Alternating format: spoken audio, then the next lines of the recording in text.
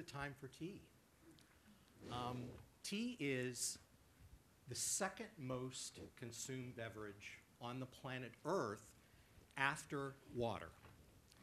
In the 5,000-year history of tea, tea has been a medicine, it's been a tonic, it's been a food, it's been a social beverage, and it's been a ritual. Today, Neva and I will take a look at tea from two very different perspectives. What I'm going to do, and I'm a certified tea specialist, I'm going to answer the question of what is tea, and I'm also going to answer the question of what isn't tea. I'm going to also focus on why tea has become such a popular history throughout history. And Neva will explain the latest research about the relationship between tea and health. Together, we'll read the tea leaves with science and ritual. Now, what is tea? You're looking at a tea plantation. This one is in Sri Lanka. Tea is a beverage that is made from the plant called Camellia sinensis. That's the Latin name for it. Now, sinensis actually means China. This plant is grown throughout the subtropics, anywhere from sea level to almost 7,000 feet. Now, what isn't tea? Beverages made from spices, from herbs, or fruits are not teas.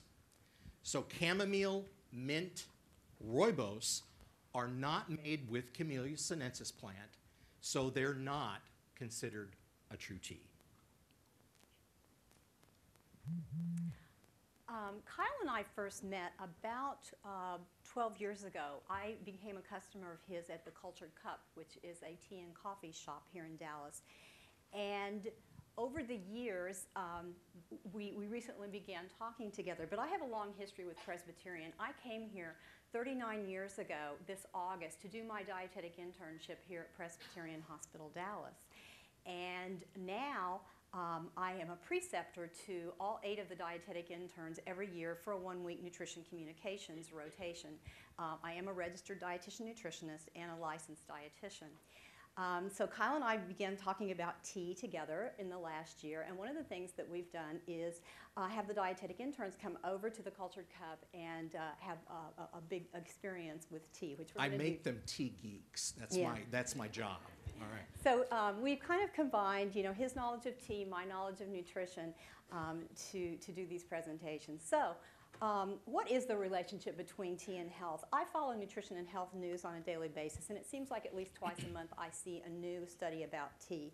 But as health professionals, we know that we cannot base recommendations that we give to patients and clients on the results of one study. Instead, we have to have multiple studies that show similar results before we consider that to be definitive evidence to make recommendations.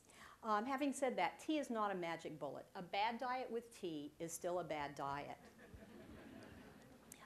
Most of the research has been done on green and black teas, but all teas that Kyle is going to talk about today do have health benefits because they all have compounds called polyphenols, and there are a variety of those that are in tea. And they all have potential health benefits because of their antioxidant capacity. As antioxidants, they prevent the oxidation of tissues in the body, which can damage them and cause different diseases like cancer and heart disease. But tea, as it's processed and goes from white to dark, there is a change in the antioxidants. Some increase while others decrease. So all teas provide health benefits. It's not a reduction in antioxidants as it's processed, but actually a substitution of different antioxidants. All right, now tea is divided into 5 different categories. And a lot of people don't know this, but all the 5 categories of tea can be made from the same Camellia sinensis plant. Now, the way that the different categories are created is through differences in the processing of the tea leaves. Now, just like wine, certain regions favor certain categories of tea. So a region may be really known for its white teas. Now, on the left side here, we have We have two actually pictures of two varieties of white tea. On the left side, we have a Paimutan, which is made up of leaf buds and tea leaves. And then on the right, we have another variety, which is much more expensive, and it's called Silver Needles, and it is just the leaf buds. 4,000 of those leaf buds equal 1 pound.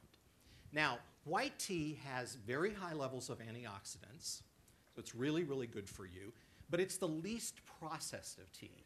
What they do is they basically pluck it, they bring it back to the plantation, or they leave it out in the sunlight based on the humidity level, and they just leave it out to dry, and it is dried so that it removes 97% of the moisture. Then it's finished.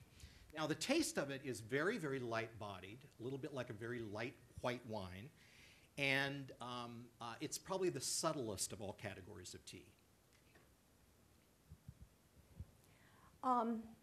Most of the research on tea has been done on green and black teas because those are the ones that are most commonly consumed.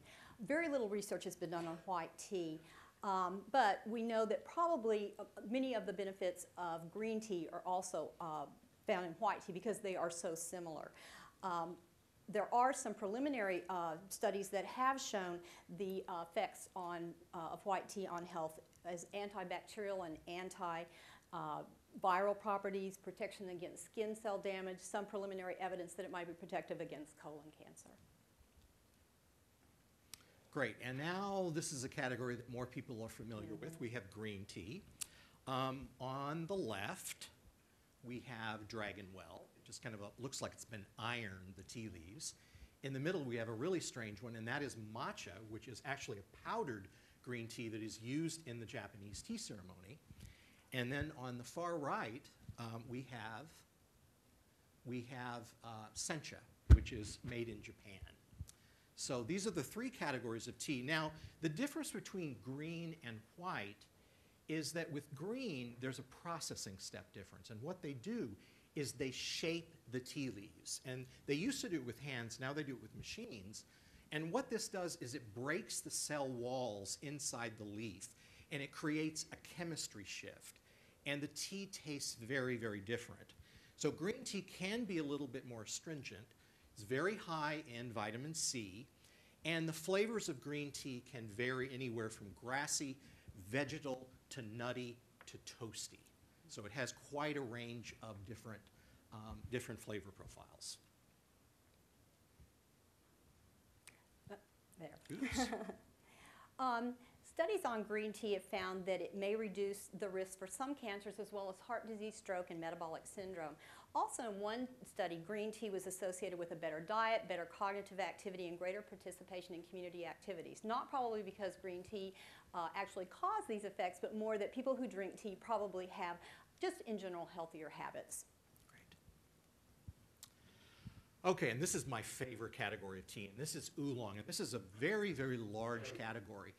And if you look at the pictures there, you see a variety of different colors.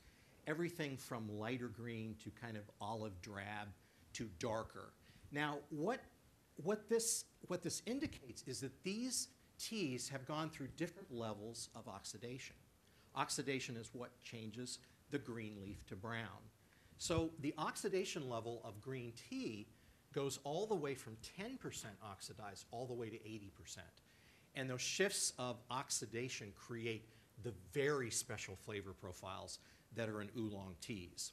Now, the range of flavors is astonishing. It can go from floral, like lilac. It can go to fruit, like apricot, stone fruit, or peach. It can become buttery. It can become like buttered toast. And finally, it can be almost like molasses, dark and thick. So it has a great range. Many of the great oolong teas never leave China. The Chinese want to drink the best oolongs. And there is only one study that I found on oolong tea, and it found that in some elderly obese subjects that it decreased body fat and body weight by improving fat metabolism. All right, and this is black tea, and this is probably the category that most Americans are familiar with. And even though that these all these teas are fully oxidized. There's really an incredible range of colors. And these range from, on the right, we have, oops.